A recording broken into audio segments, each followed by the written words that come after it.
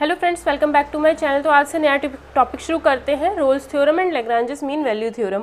Roles theorem मैंने पहले भी क्वेश्चंस में बताया है, पिछले वाली जो लेक्चर्स है उसमें आ चुका है इसका कॉन्सेप्ट, और इसमें भी आपको समझ आ जाएगा। जो भी इन दोनों थ्योरम से रिलेटेड कॉन्सेप्ट है, इन क्वेश्चंस को करके आपको खुद पता चल जाएगा कि है क्या। ठीक है, लैग्रांजेस मीन वैल्यू थ्योरम में क्या होता है कि कोई भी हमें फंक्शन एफ दे रखा होगा, वही कंटिन्यूस होना चाहिए क्लोज्ड इंटरवल में। ओपन इंटरवल में क्या होना चाहिए, डिफरेंशिएबल। पहले पता है आपको ओपन और क्लोज्ड क्या होता है ना। तो क्लोज्ड में तो कंटिन्यूअस, ओपन में डिफरेंशिएबल। तब क्या होता है, F B minus F A upon B minus A की वैल्यू एफ डैश सी के बराबर होती है। ठीक है, बस इसी चीज़ से हम कुछ करते हैं। ठीक है, तो इसमें क्या दे रखा है, फंक्शन दे रखा है हमें। ये थोड़ा सा पता नहीं कैसे लिखा हुआ है, देखो हिंदी में पूरा, इंग्लिश में आधा क्वेश्चन लिखा हुआ है। फंक्शन तो दे रखा है F X equals to X square minus 3x minus 1। A की वैल्यू इतनी दी है, बी की वैल्यू इतनी दी है।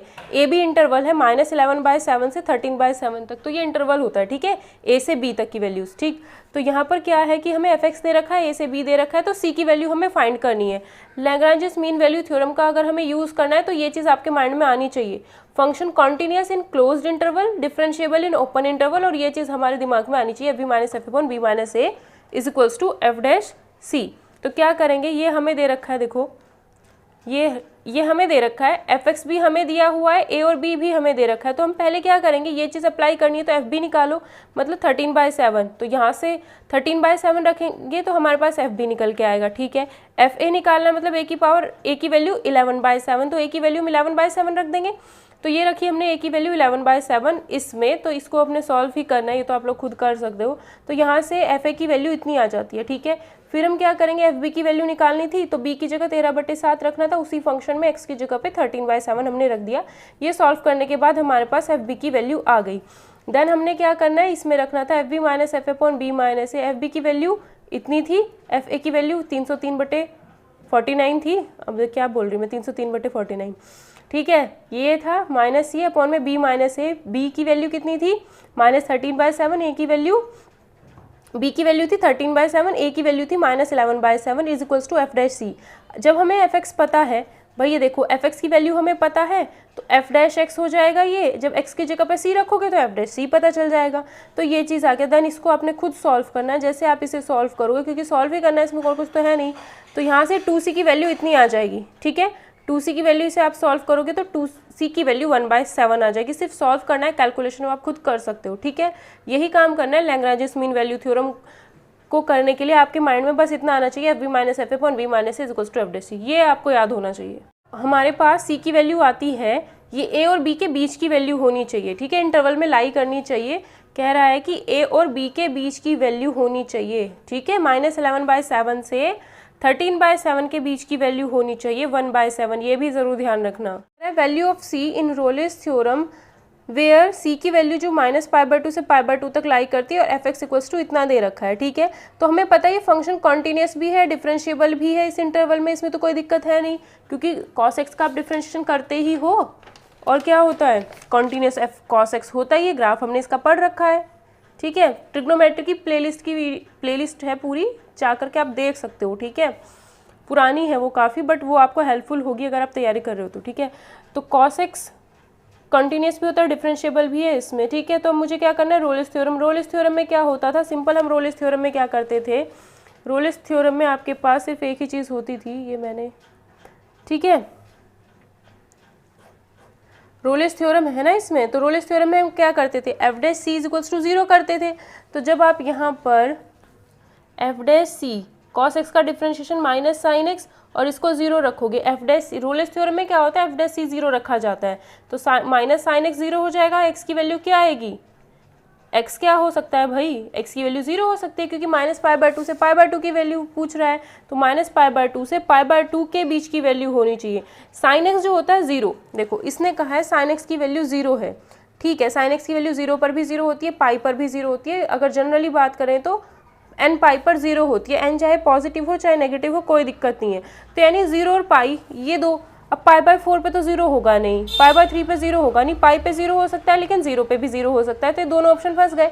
लेकिन जो सी की वैल्यू होनी चाहिए -π/2 से π/2 के बीच की ही होनी चाहिए, है ना। तो पाई नहीं होगा, तो क्या होगा फिर, 0 ही। -π/2 से +π/2 के बीच में कौन आता है, 0 ही आता है। तो इसका आंसर हमारा क्या हो जाएगा, 0 इसका करेक्ट आंसर हो जाएगा। क्वेश्चन देखते हैं 300 क्वेश्चन। इसमें हमें f'2 की वैल्यू दे रखी है, f'1 की वैल्यू दे रखी है और हमसे पूछता है ये चीज़, ठीक है। तो अगर 0 यहाँ पर रख दिया जाए तो 0 0 यानी f2 माइनस f2 तो 0 0 0 f1 माइनस f1 मतलब 0/0 की फॉर्म बन रही है। तो लॉपिटल रूल अप्लाई करेंगे, है ना। जब हम लॉपिटल रूल अप्लाई करेंगे तो क्या करेंगे, सिंपल ये लिखा हुआ है f' इसका करेंगे तो f' हो गया। इस चीज़ का दोबारा डिफ्रेंशिएशन 2 + 2h ये आ गया, माइनस इसका 0 इसका भी 0, इसका क्या हो जाएगा this as it is 1 - 2h तो 1 - 2h हो गया, ठीक है। f'2 upon f'1 h tense to 0 अगर अप्लाई करते हो तो ये 2 बनेगा, ये 1 बनेगा तो 2/1 और ये क्या हो जाएगा f'2 अपॉन f'1। f'2 की वैल्यू 6 दे रखी है, f'1 की वैल्यू 4 दे रखी है, सॉल्व कर देंगे 3 इसका आंसर हो जाएगा, ठीक है। इसका आंसर हमारा क्या हो जाएगा 3। क्वेश्चन 301 देखते हैं। इसमें कहा ये फंक्शन दिया है, रोलिस थ्योरम इस पर एप्लीकेबल है या नहीं है, ठीक है, ये हमसे पूछ रहा है। तो जो पावर है, पहली बात तो ये फंक्शन कॉन्टिन्यूस होना चाहिए। अगर ये फंक्शन कंटिन्यूस है, इसमें वो तो दिया नहीं हमें इंटरवल, तो इंटरवल कहाँ से निकलेगा, ए और बी, इन दोनों को 0 रखकर ही ए और बी पता चल जाएगा, ठीक है। तो ए लेस देन क्या होता है इंटरवल ए बी, यानी ए की वैल्यू बी से छोटी होनी चाहिए।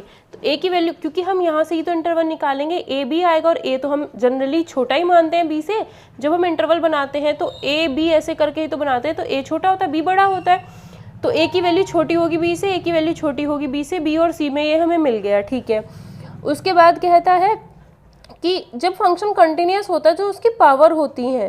पहली बात तो इसे मल्टीप्लाई करके, अगर यहाँ 1 1 भी लोगे 2 2 3 3, तो इसे मल्टीप्लाई करके आपको क्या मिलेगा, पॉलिनोमियल ही मिलेगी और पॉलिनोमियल हमेशा कंटिन्यूस होती है, ठीक है। x² आपको पता होगा, x² का ग्राफ ऐसे पैराबोला टाइप बनता है ना।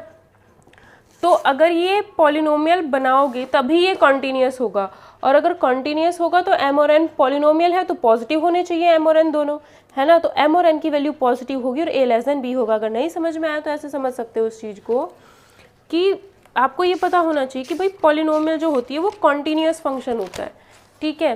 तो यहाँ पर इसने कहा है x - a की whole power m, x - b की होल पावर n, ये चीज़ हमें दे रखी है। तो ये कॉन्टिन्यूस, तभी ये कॉन्टिन्यूस अगर होना चाहिए तो दैट मीन्स ये पॉलिनोमियल होगा, है ना। और अगर पॉलिनोमियल है तो m और n पॉजिटिव, क्योंकि पॉलिनोमियल में पावर्स नेगेटिव हो ही नहीं सकती। तो m और n क्या होने चाहिए, पॉजिटिव होने चाहिए। और इंटरवल इन्हीं की हेल्प से निकलता है a b, और अगर हम ऐसा इंटरवल मानते हैं तो a तो छोटा होता है b से, तो m n पॉजिटिव और a लेस देन b। तो आंसर हो जाएगा b ऑप्शन इसका करेक्ट आंसर, ठीक है। नेक्स्ट क्वेश्चन देखते हैं। f(x) इतना दिया है, g(x) इतना दिया है, तो हमें पूछ रहा है कि इनमें से किस पर मीन वैल्यू थ्योरम अप्लाई होती है और किस पर रोलिस थ्योरम अप्लाई होती है, या फिर दोनों पर मीन वैल्यू थ्योरम अप्लाई होती है, या फिर दोनों पर ही लैग्रांजियस मीन वैल्यू थ्योरम अप्लाई होती है। तो ये हमसे पूछ रहा है। तो इस क्वेश्चन में क्या करेंगे, देखो ये हमें दे रखा है, ठीक है। ये है भाई, एक फंक्शन तो x³ है, दूसरा फंक्शन को बाद में देखेंगे। तो पहले एक फंक्शन पे हमने चेक करना है कि इस पे रोलिस थ्योरम और लैग्रांजियस थ्योरम एप्लीकेबल है या नहीं, ठीक है। तो हम पहले क्या करते हैं, अगर वही x³ है तो पॉलिनोमियल है, x की पावर 3 है तो ये तो कॉन्टिन्यूस होगा ही होगा, है ना। कॉन्टिन्यूस भी होगा, डिफरेंशिएबल भी होगा। तो डायरेक्ट हम क्या करते हैं, लैग्रांजियस मीन वैल्यू थ्योरम पहले चेक करते हैं। अगर लैग्रांजियस मीन वैल्यू थ्योरम चेक करना होता है तो हम क्या करते हैं, f2 निकालेंगे, क्योंकि इसने इंटरवल दे रखा -2 से 2, x³ का जो भी आप ग्राफ बनाओगे -2 से 2 के बीच में, ठीक है। -2 से 2 के बीच में वो बनेगा ही बनेगा उसी डोमेन में, ठीक है। तो पॉलिनोमियल तो कंटिन्यूस है इसी डोमेन में -2 से 2। तो पहले हम f2 निकालेंगे, f-2 निकाल देंगे, यहाँ पर 2 और -2 रखा, ये वैल्यूज़ आ गई, ठीक है। फिर f2 में से f-2 माइनस कर देंगे। इसने हमें इंटरवल क्या दिया है, -2 से 2 है ना, ठीक है, -2 से 2। तो ये क्या होता है, ये हमारा b है, ये हमारा a है। तो fb minus fa upon b minus a, तो f2 minus f2 upon 2 minus -2, तो ये आ गया। ये किसके बराबर होता है, f'(c), तो इसका डिफरेंशिएशन 3x², x की जगह पे c रख दिया, ठीक है। इसकी और इसकी वैल्यू 8 -8, तो यहाँ पे आ जाएगा इतना। सॉल्व करोगे तो आपको 3c² की वैल्यू मिलेगी 4, या फिर c² की वैल्यू आपको मिलेगी ±2/√3। कितनी मिलेगी, +(2/√3), ठीक है। अब जो -2 से +2 के बीच में ही ये c मिलना चाहिए। तो मतलब अगर मैं इन दोनों को सॉल्व करूँ, 2/1.7, √3 मतलब 1.7, 17 से डिवाइड करोगे तो 1 पॉइंट समथिंग ही मिलेगा, ये ऊपर चला गया, 17 से डिवाइड करोगे तो 1 पॉइंट समथिंग मिलेगा। तो 1 पॉइंट अगर पॉजिटिव 1 पॉइंट समथिंग लोगे तो भी 0 से 2 के बीच में, नेगेटिव 1 पॉइंट समथिंग तो भी इसके बीच में, मतलब ये सी की दोनों ही वैल्यूज -2 से +2 के बीच में आ रही हैं। तो ठीक है, मतलब इस पर लैग्रांजेस थ्योरम अप्लाई हो रही है। अब इसी पर रोल्स थ्योरम अप्लाई करना है, तो रोल्स थ्योरम अप्लाई करने के लिए कॉन्टिन्यूस डिफरेंशिएबल इसी इंटरवल में -2 से 2, वो तो ये है। फिर हम चेक क्या करते हैं, रोल्स थ्योरम में हम चेक करते हैं F A equal to F B है क्या। अगर F A equal to F B है तभी रोल्स थ्योरम में एफ डैश सी निकाला जाता है। ठीक है, एफ डैश सी निकालते हैं, 0 रख करके ऐसे सॉल्व करते हैं, सी की वैल्यू निकालते हैं और वो सी की value open interval A B में होनी चाहिए। ठीक है, दिक्कत क्या है यहाँ पर, F A equal to F B होना चाहिए था, एक स्टेप ये भी चेक करना होता है, लेकिन यहाँ एफ ए और एफ बी तो 8 - 8 दोनों अलग अलग आ रहे हैं, तो इसका मतलब रोल्स थ्योरम इस पर एप्लीकेबल नहीं है। अब हम दूसरे फंक्शन को चेक करते हैं। अगर हम दूसरा फंक्शन जी एक्स चेक करते हैं तो वो इतना है, एफ -2 कितना आएगा, एफ क्या, ये ना मैंने एफ लिख दिया, ये पूरा जी ही है। ठीक है, ये पूरा जी के लिए चेक किया था ना, वो आदत पड़ी हुई है एफ की, तो वही हो गया और कुछ नहीं है, जी के लिए है पूरा। ठीक है, तो जी -2 निकालते हैं, G2 निकालते हैं, लैग्रांजेस थ्योरम चेक कर लेते हैं। तो मैंने G -2 G2 निकाला, 0 0 आ गया। ठीक है, फिर हम क्या करेंगे लैग्रांजेस थ्योरम के लिए, G2 माइनस G -2, ये B है ये है, तो GB माइनस GA/B माइनस है, तो इसको हम सॉल्व करते हैं तो 0 कितना आएगा, ये तो दोनों को माइनस करके 0 ही आना है, तो 0 ऊपर हमारा आ जाएगा। ठीक है, तो 0/4 इज इक्वल टू 3c² - 4, ये कैसे आया 3c² - 4, इसका डिफ्रेंशिएशन और उसमें x की जगह पे c, उसके बराबर ही तो इस चीज़ को रखते हैं, तो ये रखा। 3c² की वैल्यू 4 है, c की वैल्यू +-2/√3, तो ये वही आ रही है जो पहले आ रही थी, है ना। तो ये क्या है, -2 से +2 के बीच में है, तो इसका मतलब इस पर लैग्रांजेस थ्योरम एप्लीकेबल है। अब रोल्स थ्योरम चेक करते हैं, तो कॉन्टिन्यूस और डिफरेंशिएबल तो ये होगा ही, क्योंकि ये क्या है, पॉलिनोमियल है। ठीक है, क्या है ये, पॉलिनोमियल है, तो कॉन्टिन्यूस और डिफरेंशिएबल तो होगा ही।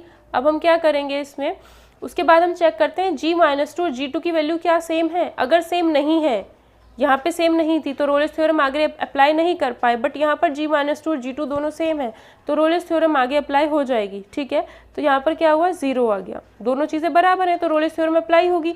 रोल्स थ्योरम अप्लाई होगी तो क्या करते थे, एफ डैश सी निकालते थे, मतलब इसका डिफरेंशिएशन क्या आएगा, वही आएगा फिर से 3c² - 4, और इसका डिफरेंशिएशन और उसमें x की जगह पे c, तो यही वैल्यू मिलेगी, उसको 0 रखोगे तो फिर से c की वैल्यू +-2/√3, और ये दोनों जो वैल्यू है -2 से +2 के बीच में लाई करनी चाहिए, कर ही रही है -2 से +2 के बीच में ओपन इंटरवल में। ठीक है, किसमें, ओपन इंटरवल में, तो c की वैल्यू +-2/√3 उसी के बीच, -2 से +2 के बीच में ही आ रही है, इसका मतलब रोल्स थ्योरम भी इस पर एप्लीकेबल है। तो अब आ जाओ ऑप्शन पे, fx gx satisfy mean value theorem, हाँ भाई दोनों मीन वैल्यू थ्योरम सेटिस्फाई कर रही है, पहला तो सही है, दोनों रोल्स थ्योरम को सेटिस्फाई नहीं कर रहे, gx ये तो कर रहा है रोल्स थ्योरम को सेटिस्फाई, बट ये नहीं कर रहा है। ठीक है, only gx satisfy Rolle's theorem, हाँ भाई ये बात सही है कि gx सेटिस्फाई, तो फर्स्ट ऑप्शन और थर्ड ऑप्शन सही है, तो फाइनल ऑप्शन इसमें से टिक करना है कि फर्स्ट और थर्ड करेक्ट है। ठीक है, तो डी ऑप्शन करेक्ट आंसर हो जाएगा। नेक्स्ट क्वेश्चन देखते हैं, मोड एक्स के लिए लैग्रांजे माध्य मीन प्रमेय अंतराल में सही सत्य नहीं है। ये कह रहा है कि मोड एक्स कॉन्टिन्यूस, तो हमें हर एक के डोमेन में चेक करना होता है कि डोमेन में वो डिफरेंशिएबल कॉन्टिन्यूस है या नहीं। तो मोड एक्स क्या होता है, मोड एक्स मेरे को पता है 0 पर डिफरेंशिएबल नहीं होता है, तो ये चीज़ें पहले से पता होंगी तो क्वेश्चन आसान हो जाता है। ठीक है, तो मोड एक्स मेरे को पता है कि 0 पर डिफरेंशिएबल नहीं है। ठीक है, तो जहाँ पर भी 0 शामिल है, यहाँ 0 शामिल है, लेकिन जब हम डिफरेंशिएबिलिटी चेक करते हैं तो वो ओपन इंटरवल में चेक होती है ना, कि अगर हम डिफरेंशिएबिलिटी चेक कर रहे हैं तो वो इसमें चेक होती है, तो 0 तो शामिल है ही नहीं, है ना। वो कहेगा कि भाई इस इंटरवल में रोल्स थ्योरम अप्लाई करो, तो कॉन्टिन्यूस तो पूरे में चेक करेंगे, 0 पर भी 1 पर भी, लेकिन जब हम डिफरेंशिएबिलिटी चेक करते हैं तो डिफरेंशिएबिलिटी के लिए आता है ओपन इंटरवल, मतलब इधर वाला भी शामिल नहीं होगा, इधर वाला भी नहीं, बस बीच की वैल्यू शामिल होती है। तो मुझे पता है कि -1 से 0, अगर मैं डिफरेंशिएबिलिटी की बात करूँ तो 0 तो इसके -1 से 0 के ओपन इंटरवल पे, तो ये इसमें तो डिफरेंशिएबल होगा, 0 पे तो नहीं आ रही ना, दिक्कत इसे 0 पे है, 0 आ ही नहीं रहा है ओपन इंटरवल में। 0 से 1/2 तो 0 शामिल नहीं होगा, 1/2 शामिल नहीं होगा, 0 से 1/2 के बीच की सारी वैल्यूज़ पर ये फंक्शन डिफरेंशिएबल है, बस 0 पर दिक्कत है, इसे 0 हम ले ही नहीं रहे क्योंकि ओपन इंटरवल में लेते नहीं है। Rolle's theorem, Lagrange's mean value theorem तो पूरे पे चेक करेंगे, लेकिन डिफरेंशियबिलिटी 0 से 1/2 पर ही, लैग्रांजेस में भी रोलेस में भी दोनों में ये बातें सेम है। यहाँ भी 0 से 1 के बीच की सारी वैल्यूज़ पर हम डिफरेंशियबिलिटी चेक करेंगे, बट 0 पर चेक नहीं करते, ना 1 पर चेक करते हैं, ठीक है। कंटिन्यूटी चेक करोगे तो 0 और 1 पर भी और सारी बीच की वैल्यूज़ पर भी, ठीक है। अब इसमें देखते हैं -1 से 1, अगर इसका मैं ओपन इंटरवल लूँ तो -1 से 1 के बीच की सारी वैल्यूज़ हैं, तो उसमें 0 भी आ जाएगा, तो 0 पर डिफरेंशिएबल है ही नहीं, तो इसका मतलब मोड x के लिए लैग्रांजेस मीन वैल्यू थ्योरम जो है इस इंटरवल के लिए ट्रू नहीं होगी, तो डी ऑप्शन सही हो जाएगा, ठीक है। नेक्स्ट क्वेश्चन 305, कई बार आएगा ये आगे भी और शायद पहले भी आया है। तो इसमें पूछा ये फंक्शन और ये फंक्शन दोनों के लिए इसके ऊपर हमें रोलेस थ्योरम अप्लाई करनी है -1 to 1 इंटरवल में, ठीक है। तो -1 to 1 में हमें क्या करनी है, रोलेस थ्योरम अप्लाई करनी है, ठीक है। तो पहले हम इसको देखते हैं एफ एक्स को। ये जो होता है अगर आप इसे देखोगे तो ये हमारा कॉन्टिन्यूस होता ही होता है, ठीक है। ये हमारा क्या होता है, कॉन्टिन्यूस, ये हमने कॉन्टिन्यूटी में पढ़ रखा है ये वाला, तो ये कॉन्टिन्यूस आप खुद भी चेक कर लेना, LHL RHL वगैरह निकाल करके, तो कॉन्टिन्यूस होता ही होता है। -1 to 1 में चेक करना है, क्लोज्ड इंटरवल मतलब -1 और 1 शामिल है, तो ये कॉन्टिन्यूस होता ही होता है, ठीक है। अब क्या करना है, कॉन्टिन्यूस है, आप इसका डिफरेंशिएशन भी कर सकते हो, और अगर मैं इसका डिफरेंशिएशन करूँ तो ये मिलेगा f' कितना आएगा, ये आएगा, मतलब ये आएगा। और अगर डिफरेंशिएशन चेक कर रहे हो तो -1 + 1 नहीं लेंगे, -1 से +1 के बीच की सारी वैल्यूज़ पर से कोई दिक्कत है ही नहीं, इसे तो -1 + 1 पर दिक्कत है और वो हम ले ही नहीं रहे हैं, क्योंकि हम तो ओपन इंटरवल में डिफरेंशिएबिलिटी चेक करते हैं, तो यानी डिफरेंशिएबल भी है। अब जब दिख रहा है कि डिफरेंशिएबल है तो कॉन्टिन्यूस तो होगा ही होगा, फिर तो कॉन्टिन्यूटी चेक करने की जरूरत भी नहीं है, डायरेक्ट डिफरेंशिएबिलिटी चेक कर ली हमने, ठीक है। अब क्या करते हैं, उसके बाद हम रोलेस थ्योरम में f-1 पर इसकी वैल्यू, f1 पर इसकी वैल्यू निकालेंगे, दोनों ही 0 आएगी, चाहे यहाँ -1 रखो चाहे +1। तो f1 f-1 दोनों अगर बराबर हो जाते हैं, fa fb दोनों बराबर हो जाते हैं, उसके बाद हम इसका डिफरेंशिएशन करते हैं। डिफरेंशिएशन करने के बाद हमें f' मिलेगा ये, और f' को फिर f' मतलब x की जगह पे c रखते हैं, इस चीज़ को 0 के बराबर रखते हैं, तो ये पूरा तो इधर जाके 0 के साथ मल्टीप्लाई, तो c की वैल्यू 0 मिलती है, और जो c की वैल्यू मिलती है वो -1 से +1 ओपन इंटरवल के बीच की ही होनी चाहिए, तो 0 -1 से +1 के बीच में आता है, इसका मतलब इस फंक्शन पर तो रोलेस थ्योरम अप्लाई होती है। अब इसको देखते हैं, ये तो मेरे को पता है कि mod x तो डिफरेंशिएबल होता ही नहीं है, -1 to 1 की अगर मैं बात करूँ तो इसके बीच में 0 आएगा, 0 पर ये फंक्शन डिफरेंशिएबल है ही नहीं, तो ये पूरा फंक्शन भी क्या होगा, डिफरेंशिएबल होगा ही नहीं, तो gx पर हम रोलेस थ्योरम अप्लाई कर ही नहीं पाएंगे। वरना आप ऐसे भी चेक कर सकते हो कि इसकी डिफरेंशिएबिलिटी LHL RHL से पीछे सिखा रखी है क्लासेस में, उससे आप भी कर सकते हो, वरना हमें पता है कि mod x डिफरेंशिएबल है ही नहीं, तो 1 तो डिफरेंशिएबल है, उसका तो 0 हो जाएगा, लेकिन mod x क्या है, डिफरेंशिएबल नहीं है, तो क्या होगा फिर, सिंपल सी बात, क्योंकि इस डोमेन में चेक करना है ना, -1 से 1 के बीच में 0 दिक्कत कर देगा इसको, तो डिफरेंशिएबल नहीं है, तो रोलेस थ्योरम हम अप्लाई कर ही नहीं सकते। आगे भी ये क्वेश्चन मिलेगा, तो इसका आंसर है हमारा f(x) पर अनुप्रयोज्य है, मतलब f(x) पर तो आप अप्लाई कर सकते हो रोलेस थ्योरम, बट gx पर आप रोलेस थ्योरम अप्लाई नहीं कर सकते हो, और ये आंसर इसमें ए गलत दे रखा है, ठीक है। बी ऑप्शन इसका करेक्ट आंसर होगा। अब एक और न्यू थ्योरम है, ये थोड़ी सी अलग है, बस इसका स्टेटमेंट आपको पता होना चाहिए और कुछ नहीं है।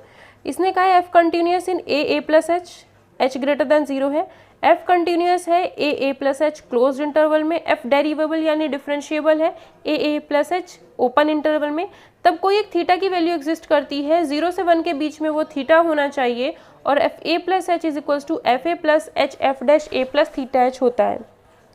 तो इसको हम कहते हैं टेलर्स थ्योरम। ये क्या होती है, टेलर्स थ्योरम होती है। तो स्टेटमेंट है, आपको ध्यान रखना है, ठीक है। ये क्या है, स्टेटमेंट है जो आपको ध्यान रखना है टेलर्स थ्योरम का। देखते हैं 307, इसमें हमें कहा है कि दो फंक्शन है हमारे पास, continuous in closed interval, derivable in open interval, मतलब वही डिफरेंशिएबल इन ओपन इंटरवल को इस तरीके से भी लिख देते हैं और ये वाला ब्रैकेट भी बनाते हैं, ठीक है। f' g' दोनों बराबर है, कंटिन्यूस डेरिवेबल ये तो सही है, बट ये हमने कहीं नहीं पढ़ा है, वो पूछ रहे विच इज करेक्ट, उसके बाद ऑप्शन दिया है, फिर बताना ऑप्शन में से कौन सा सही है, कि f' g' भी बराबर है, ये तीनों कंडीशन तो दे रखी है उसने, कि डिफरेंशिएट दोनों फंक्शन का डिफरेंशिएशन भी बराबर है। अगर दोनों फंक्शन का डिफरेंशिएशन बराबर है तो दोनों फंक्शन भी तो बराबर होंगे या नहीं होंगे।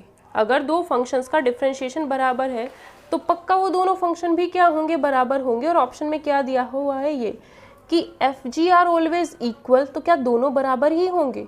F G can never be equal, ये तो गलत, नन ऑफ दिस भी छोड़ो। इसने कहा F and G different by a constant, तो क्या ऐसा भी हो सकता है कि दोनों में कांस्टेंट का अंतर हो सिर्फ। तो इस चीज़ को ऐसे समझो कि एफ एक्स मैंने मान लिया x², gx मैंने मान लिया एक्स स्क्वायर प्लस कोई भी कांस्टेंट, तो दोनों का डिफरेंशिएशन अब भी तो सेम ही आएगा। या फिर मैं इसको c2 मान लूँ, इसको 3 लो, मैंने कांस्टेंट मान लिया अलग अलग, तब भी कोई दिक्कत है इसे? नहीं भाई, अब भी दोनों का डिफरेंशिएशन क्या आएगा, बराबर ही आएगा। तो कह सकते हैं कि दोनों का जो दोनों फंक्शन के जो कांस्टेंट है उसमें कुछ अंतर हो सकता है ना। क्या कह सकते हैं कि दोनों फंक्शन में किसी एक कांस्टेंट का अंतर हो सकता है, दोनों फंक्शन के कांस्टेंट में थोड़ा बहुत अंतर हो सकता है, तब भी उनका डिफरेंशिएशन सेम ही आएगा। ठीक है, तो ज़रूरी नहीं हम इक्वल कहें, मे भी दोनों अलग अलग हो, लेकिन अलग अलग है तो डिफर बाय अ कांस्टेंट होंगे, उनके जो कांस्टेंट में है कुछ अंतर होगा, तो ए ऑप्शन यहाँ करेक्ट टिक हम करेंगे। ठीक है, तो नेक्स्ट का है Rolle's theorem true for the function. ये फंक्शन एक वो है polynomial x square minus 4, x की पावर जो होनी चाहिए नंबर होना चाहिए। कौन सा नंबर? 0 1 2 3 4 5 6 इस टाइप से, नेगेटिव नहीं होना चाहिए, 1/2 3/2 ऐसा भी नहीं होना चाहिए, तो वो पॉलिनोमियल होता है। ठीक है, पॉलिनोमियल ऑलवेज कंटिन्यूस होता है। ठीक है, बस ये देख लेना उसका डोमेन कोई प्रॉब्लम तो नहीं क्रिएट कर रहा है उसके पास। ठीक है, तो हमें बताना है कि ये जो रोलेस थ्योरम है इनमें से किस में ट्रू है, किस में ट्रू है। ठीक है, तो इस क्वेश्चन को हम कैसे करेंगे? पहली बात तो वही है कि कॉन्टिन्यूस और डिफरेंशिएबिलिटी चेक करते हैं। ठीक है, तो कंटिन्यूस डिफरेंशिएबल तो होगा ही, जो भी इंटरवल दे रखा है उसमें हर एक में चेक करने थोड़ा ही ना बैठेंगे। मेन इंपॉर्टेंट क्या बात होती है कि रोलेस थ्योरम तभी अप्लाई होता है जब F A equal to F B होता है। मतलब अगर ए इसको ए मानूँ, इसको बी मानूँ, तो एफ -2 पर वैल्यू क्या आएगी? 0, f0 पर वैल्यू क्या आएगी? -4। तो F A equal to F B होता है तभी तो रोलेस थ्योरम एप्लीकेबल होती है। यहाँ पे तो आ ही नहीं रही बराबर, -2 रखोगे तो 0, 0 रखोगे तो -4, तो दोनों पे बराबर आना चाहिए तभी रोलेस थ्योरम अप्लाई होता है। -2 रखोगे तो भी 0, 2 रखोगे x की जगह तो भी 0, तो यही इसका आंसर होगा। यही क्या हो जाएगा इसका आंसर? 0 रखोगे तो -4, 1/2 रखोगे तो कुछ और वैल्यू, तो दोनों पे बराबर नहीं आ रहा है। रोलेस थ्योरम अप्लाई कब होती है? जब f equal to F B होता है। 0 और 2 रखोगे इसमें, 0 रखोगे -4, 2 रखोगे 0, तो इस पे भी नहीं है। तो दोनों एफ ए और एफ बी, आसान सा तरीका इस क्वेश्चन करने का ये, ए और बी दोनों वैल्यूज इसमें पुट करो, अगर दोनों से सेम वैल्यू मिल रही है दैट मीन्स रोलेस थ्योरम उस पर एप्लीकेबल है। ठीक है, नेक्स्ट क्वेश्चन देखते हैं।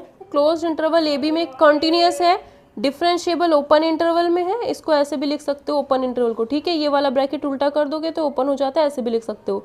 तो must be a value of X between A B such that, क्या होता है भाई ये कि कॉन्टिन्यूस डिफरेंशिएबल, ये तो हर एक में ही है, रोलेस में भी है, लैग्रांजेस में भी है। F B minus F upon B minus A इसके नीचे लेके चले जाओ तो एफ डैश एक्स आएगा, और एक्स की वैल्यू ए और बी के बीच में आनी चाहिए। यही हमारी क्या होती है? लैग्रांजेस मीन वैल्यू थ्योरम या फिर मीन वैल्यू थ्योरम। तो बी ऑप्शन इसका सही आंसर होगा। नेक्स्ट क्वेश्चन में आपको पता होना चाहिए, तो डायरेक्ट आपको याद होना चाहिए कि tan इनवर्स x की सीरीज क्या होती है? x minus x³ plus x की पावर 5/5। ठीक है, tan इनवर्स x की सीरीज डायरेक्ट याद रखनी चाहिए, x minus x³ plus x की पावर 5/5, तो डी इसका आंसर हो जाएगा। ठीक है, नेक्स्ट क्वेश्चन देखते हैं 311। इसमें कहा है कि value of c in Rolle's theorem for the function f(x) equals to sin x। Rolle's theorem apply करनी है, तो sin x मुझे पता है 0 से पाई के बीच में कॉन्टिन्यूस भी होगा, इसका आप डिफरेंशिएशन भी कर सकते हो, इसे कोई दिक्कत है नहीं, है ना। sin x का ग्राफ आपको पता होना चाहिए, ये बात है। ट्रिग्नोमेट्री जो मैंने पढ़ा रखी है उसमें आपको ग्राफ्स पढ़ा रखे होंगे। ठीक है, तो वहाँ जा करके आप देख सकते हो प्लेलिस्ट में, बहुत पुरानी वीडियोज़ हैं वो। ठीक है, तो sin x कॉन्टिन्यूस डिफरेंशिएबल है, तो sin x का डिफरेंशिएशन करेंगे कितना आ जाएगा? cos x, उसी को 0 रखना है। जब आप cos x को 0 रखोगे तो क्या मिलेगा भाई? अगर आप cos x को यहीं देख लो, इसको तो cos x को 0 रखोगे या फिर x की जगह c रख लो, निकालना तो हमें वो पॉइंट ही है, तो cos c क्या आएगा? 0। 0 कब होता है? जब 90 होता है, और 0 से पाई के बीच में 90 आता ही है, 0 से 180 के बीच में 90 आएगा, तो यानी सही है। ये जो वैल्यू होनी चाहिए ना, इसको 0 रखने के बाद जो भी आप c की वैल्यूज़ निकालो वो इसी इंटरवल के बीच की लेनी है। अगर इस इंटरवल से बाहर है तो उसे हम कंसीडर नहीं करेंगे। ठीक है, तो c की वैल्यू 0 से पाई के बीच में सिर्फ क्या है? π/2, तो आंसर क्या हो जाएगा हमारा? D option π/2। 312 question, Rolle's theorem का प्रयोग करते हुए समीकरण का कम से कम एक मूल इसके मध्य होगा। अब ये थोड़ा सा उल्टा क्वेश्चन है। क्या वो कह रहा है? देखो, जब हम f डैश x निकाल रहे थे, ऊपर वाले क्वेश्चन में देखो, जब हम f डैश x निकाल रहे थे तो उसको 0 रख करके हम c की वैल्यू ही तो निकाल रहे थे। मतलब ये हमारी इक्वेशन थी। अगर हमें एफ एक्स की वैल्यू दे रखा होता x² प्लस x³, मतलब सिंपल सी बात है कि अगर हमें f(x) की वैल्यू ये दे रखी है, वही मान लो कुछ भी, तो f(x) मान लो हमें ये दे रखा है, तो हम f'(x) करते हैं और फिर इसका डिफरेंशिएशन करेंगे और फिर इसको 0 रखेंगे, तो फिर इस इक्वेशन का एक रूट निकल के आता है हमारे पास, है ना। किसका रूट निकालते हैं, एफ डैश एक्स का। मतलब वो कह रहा है कि रोलेस थ्योरम का यूज़ करने के बाद ये जो लाइन है इसका कम से कम एक रूट, मतलब ये एफ डैश एक्स है, क्योंकि रूट हम जिसका निकालते हैं, ठीक है। तो मतलब ये जो मुझे दे रखा है ये एफ डैश एक्स दे रखा है, क्योंकि जिसका रूट होता है ना वो एफ डैश एक्स होता है। मतलब ये मुझे एफ डैश एक्स दे रखा है, एफ डैश एक्स, और इसको मैं सॉल्व करूंगी, एक्स की जो भी वैल्यू आएगी वो 0 से 1 के बीच की होनी चाहिए। इसने ऑलरेडी बोल दिया है, दैट मीन्स ये एफ डैश एक्स है, ठीक है। तो यानी ये हमें एफ डैश एक्स दे रखा है, ए नॉट एक्स की power N, A one X की पावर एन माइनस वन। तो जब हम इसका इंटीग्रेशन करेंगे एक्स की power N plus one upon N plus one, इसका इंटीग्रेशन करना है, इसका इंटीग्रेशन करना है, तो ये हमें एफ एक्स मिल चुका है। तो रोलेस थ्योरम अगर इस पर एप्लीकेबल है तो वो 0 और 1 इंटरवल की बात कर रहा था, तो f0 निकालेंगे तो 0 ही आएगा, x की जगह 0 रख दो। f1 निकालोगे तो यहाँ 1, यहाँ 1, यहाँ 1, A naught upon N plus one, A one upon N, और लास्ट में ए एन आएगा, ठीक है। तो मुझे पता है कि f0 और f1 दोनों बराबर होने चाहिए, क्योंकि इस पर ऑलरेडी रोलेस थ्योरम एप्लीकेबल है, रोलेस थ्योरम एप्लीकेबल है इस पर, तभी तो हमने f डैश एक्स से x की जो भी वैल्यू आएगी वो 0 से 1 के बीच की आएगी, यानी रोलेस थ्योरम एप्लीकेबल है, तो हमने fx निकाल दिया। क्योंकि ये बात समझनी है कि जो हमारा fx है उसका डिफ्रेंशिएशन करने के बाद जो भी वैल्यू आती थी फिर उसको f डैश c को 0 के बराबर रखते थे, मतलब डिफ्रेंशिएशन को 0 बराबर रखते थे, तब x की वैल्यू निकालते थे। यहाँ पर भी तो वही कर रखा था इसने। तो हमें समझना है कि ये f डैश x है, क्योंकि इसका रूट 0 से 1 के बीच में लाई करता है, जिसका रूट 0 से 1 के बीच में लाई करेगा वो f डैश x होगा, है ना। तो ये f डैश एक्स था, तो एफ एक्स हमने निकाले इंटीग्रेट करके, f0 और f1 बराबर होंगे क्योंकि रोलेस थ्योरम एप्लीकेबल है, तो f0 निकालेंगे तो 0 ही आएगा, 0 0 0 रखने पर f1 निकालोगे तो A naught upon N plus one, A one upon N up to A N, तो ये वैल्यू, और f0 f1 दोनों बराबर होनी चाहिए, तो यहाँ 0 रख दो तो f1 की वैल्यू भी 0 होनी चाहिए, दैट मीन्स ये जो वैल्यू है वो 0 होनी चाहिए। तो यही ऑप्शन में हमें टिक करना है, A naught by N plus one. तो आप देख सकते हो कि यहाँ पर आपको डी ऑप्शन में दिख रहा होगा सही आंसर, है ना। तो आप देख सकते हो कि डी ऑप्शन में सही आंसर दिख रहा होगा, A naught upon N plus one, A one upon N, ऐसे कर करके एन इक्वल टू 0, तो डी ऑप्शन इसका करेक्ट आंसर होगा। नेक्स्ट क्वेश्चन देखते हैं। फंक्शन ये दे रखा है, interval for which satisfy all the condition of Rolle's theorem. तो पॉलिनोमियल है, कंटिन्यूस और डिफरेंशिएबिलिटी चेक करने की तो जरूरत है नहीं, हमें क्या करना है, वही ज़्यादातर क्वेश्चन में आप ऐसे कर पाओगे कि मुझे इंटरवल फाइंड करना है रोलेस थ्योरम के लिए। तो रोलेस थ्योरम के लिए क्या होता है, F equal to F B, यही तो चीज़ चेक करनी है। 0 पर चेक करोगे 0 आएगा, 1 पर चेक करोगे 3 + 2 5 - 5 0 आएगा। तो ए ऑप्शन पे f0 निकालो चाहे f1 निकालो 0 ही आना है ना, दोनों चीज़ें बराबर आ रही हैं, f0 भी f1 भी, तो ए ऑप्शन इसका करेक्ट आंसर हो जाएगा।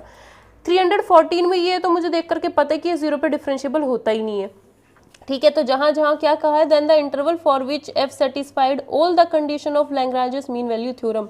तो ये बताना है जहाँ पर ये लैग्रांजेस मीन वैल्यू थ्योरम को फॉलो कर पाए, वो वाला चीज़ हमें बताना है, ठीक है। तो -1 to 1 के बीच में 0 आ गया, ख़त्म काम, ये तो होगा नहीं। -2 से 1 के बीच में भी 0 आ गया, ये भी नहीं होगा। -1 से 2 के बीच में भी 0 आ गया, ये भी नहीं होगा, है ना, क्योंकि इसे दिक्कत है 0 पे, भाई इसको तो 0 चाहिए ही नहीं, अगर इसे 0 दे दिया ना तो ये बेचारा पता नहीं क्या होगा फिर, है ना। तो 0 0 0 पे दिक्कत है। डिफरेंशिएबिलिटी चेक करनी है, अगर एंड पॉइंट पे भी 0 लिखा हो ना, जैसे 0 1, तो तब कोई दिक्कत नहीं है, क्योंकि हमें ओपन इंटरवल में चेक करना है। 0 1 लिखा हुआ अगर है तो 0 शामिल नहीं करना होता उसमें, है ना, ओपन इंटरवल में। लेकिन यहाँ पर तो सब में, इसमें भी 0 है, इसमें भी 0 है, इसमें भी 0 है, बीच में आ रहा है इसमें तो 0, 1 से 2 में 0 नहीं आ रहा है, तो आंसर क्या हो जाएगा, डी ऑप्शन 1 2। पिछले लेक्चर्स अच्छे से पढ़े होंगे लिमिट कंटिन्यूटी के, तो इनमें कोई दिक्कत आने वाली है नहीं। ये 315 क्वेश्चन है रियल का, ठीक है, ये मैं रियल में ही कराऊंगी, यहाँ समझ में भी नहीं आएगा, वैसे भी छोटा सा टॉपिक है, इसके 30 के आसपास क्वेश्चन है, 30-35 वही खत्म हो जाए 1-2 वीडियो में, तो वो ठीक है। Lagrange's mean value theorem for this function. अब ये बताओ, ये फंक्शन आपने पढ़ा है sin 1/x, अब इसे भी दिक्कत होती है 0 पे, क्योंकि कॉन्टीन्यूटी, पहली बात तो कॉन्टीन्यूस होने के लिए लिमिट एग्जिस्ट हो, है ना, कॉन्टीन्यूस होने के लिए फंक्शन की क्या होनी चाहिए, लिमिट एग्जिस्ट होनी चाहिए। तो अगर मैं इस फंक्शन की बात करूँ, sin 1/x की अगर बात करूँ, तो कॉन्टीन्यूस होने के लिए लिमिट तो एग्जिस्ट हो। अगर मुझे लिमिट निकालनी है तो लिमिट 0 पे प्रॉब्लम कर देता है, क्योंकि साइन इन्फिनिटी का मेरे को पता ही नहीं, -1 से +1 आएगा, लेकिन मुझे फिक्स वैल्यू नहीं पता है ना। तो क्या करेंगे, लिमिट हमें यहाँ पर हमें यही चेक करना है कि 0 कहाँ आ रहा है, बस 0 आ गया काम खत्म, वो इंटरवल नहीं होगा। फिर -3 से 3 के बीच में 0 आ गया, तो 0 पर इसकी इन्फिनिटी हो जाएगी, तो कॉन्टीन्यूस नहीं हो पाएगा। यहाँ भी 0 है बीच में, यहाँ भी 0 है बीच में, एंड पॉइंट पर होता 0 to 4 होता, तब भी दिक्कत हो जाती क्योंकि कॉन्टिन्यूटी नहीं हो रही थी। डिफरेंशियबिलिटी चेक करनी है तो ओपन इंटरवल लेना, एंड पॉइंट्स ये नहीं लेंगे, उसके बीच की वैल्यूज ही देखते हैं। और अगर कॉन्टिन्यूटी चेक करनी है तो एंड पॉइंट्स भी लेते। अगर यहाँ पर 0 होता तब भी से दिक्कत थी क्योंकि हम कॉन्टिन्यूटी चेक करते 0 पर तो कॉन्टिन्यूस होता ही नहीं, तब भी प्रॉब्लम थी। तो इसमें 0 आ रहा है। मैं कह रही हूँ कि एंड पॉइंट पर भी अगर 0 होता तो मुझे कॉन्टिन्यूटी चेक करनी थी, इस बार डिफरेंशियबिलिटी नहीं, ठीक है, तो तब भी से दिक्कत थी। तो इसमें नहीं है 0, बस 2, 3 पर हम कह देंगे कि 2, 3 इसका सही आंसर हो जाएगा। बाकी सारे तो 0 की वजह से एलिमिनेट हो ही रहे हैं। 317 क्वेश्चन देखते हैं। इसमें हमें कहता है f(x) इतना दिया है, वैल्यू ऑफ c निकालनी है, -1 से 3 के बीच में f' इतना दे रखा है, तो f3 निकाल सकते हैं 4 × 3 का स्क्वायर, -1 यहाँ रखोगे तो 4, तो f3 minus f4, f3 minus f1, तो ये हमारा हो जाएगा 17 क्वेश्चन आसान है, ठीक है। f3 की वैल्यू कितनी आएगी, 3 × 9, 9 × 36, तो 36 आ गया। अब f3 की जगह -1 रखोगे तो 4, तो ये आ गया हमारा 36 - 4 अपॉन में 3 - -1, b माइनस ए करते ना, 3 - -1, तो ये आ गया नीचे 4, ठीक है। इधर क्या रखते हैं f', मतलब इसका डिफरेंशिएशन 8x आएगा, x की जगह पे c रख दो तो 8c। इसको आप जब आप सॉल्व करोगे तो c की वैल्यू 1 कितनी आ जाएगी, 1 आ जाएगी। तो c की जो वैल्यू आई है 1, वो -1 से 3 के बीच में है, तो यानी आना चाहिए था इसी के बीच में ही, तो सही हो गया, बी ऑप्शन करेक्ट हो जाएगा। c की वैल्यू पूछ रहा था। क्वेश्चन नंबर 318 में ये कहा है satisfy the condition of Rolle's theorem, ठीक है। तो अगर मैं इसको देखूँ तो रोलिस थ्योरम इस पर कौन से इंटरवल के लिए होगा, तो यहाँ पर आप A B C D option से वैल्यूज़ रखो, सेटिस्फाई करता है नहीं करता, वही इंटरवल बताना है, तो आप F = FB याद रखो रोलिस थ्योरम के लिए, ठीक है, क्योंकि सारे ऑप्शन में इंटरवल ही दे रखे हैं। तो अगर हम -1/2 यहाँ रखेंगे तो वैल्यू आएगी हमारी कुछ और 1/2 यहाँ रखेंगे तो वैल्यू आएगी कुछ और, है ना। -1/2 रखोगे तो ये हो जाएगा +3/2 हो जाएगा मोड के बाहर आने के बाद। 1/2 रखोगे तो ये 1/2, 2 + 3/2 और 2 + 1/2 दोनों अलग अलग होंगे तो ये ऑप्शन तो होगा नहीं। अगर -3/2 यहाँ रखोगे तब कुछ और आएगा, +3/2 यहाँ रखोगे तब कुछ और आएगा। दोनों पॉइंट पर इस फंक्शन की वैल्यू अलग अलग आ रही है। अगर 0 यहाँ रखोगे तो 2 + 1 3 आएगा। अगर 2 यहाँ रखोगे तो 2 - 1 1, 2 + 1 3, तो सी ऑप्शन सही होगा, क्योंकि सी के ये 0 रखो यहाँ पर चाहे 2 रखो, दोनों टाइम पे फंक्शन एक ही वैल्यू दे रखा है, क्योंकि रोलिस थ्योरम में क्या होता है F = FB, तो सी ऑप्शन इसका करेक्ट आंसर हो जाएगा।